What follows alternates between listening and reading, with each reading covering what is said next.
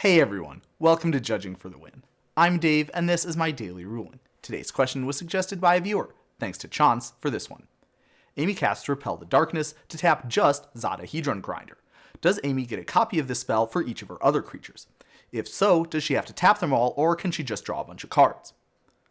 Okay, so for the first part of this question, Zada triggers whenever you cast a spell that targets only it. As cast, Repel the Darkness only has Zada as its target, so that satisfies the trigger condition for this ability. The fact that it's possible to cast the spell in another way that would not meet that trigger condition is irrelevant. Given the way that Amy actually chose to cast Repel the Darkness actually does meet Zada's trigger condition, that will cause Zada's ability to trigger. Next, let's talk about part 2 of this question. You would copy Repel the Darkness for each other creature that you control, and each of those copies would tap its target when it resolves.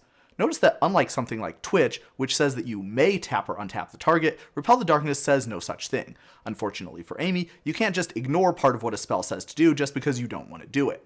At least not unless the spell specifically says that you can ignore part of it. Amy would have to tap all of her creatures here, but she would also get to draw that many cards.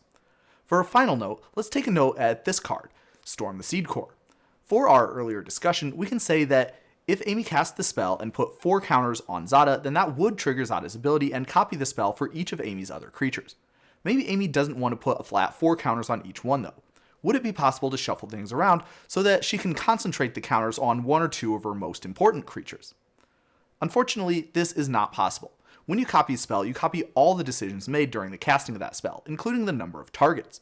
Zada will create a copy of Storm the Seed Core for each of Amy's creatures, and each of those copies will have 1 target, the same as the original.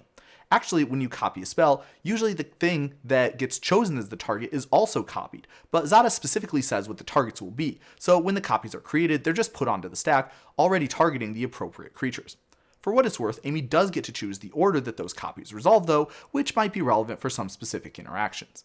But that's all I have for you today. How did you do? Join me again next time for another daily ruling, but until then, I hope you have a great day.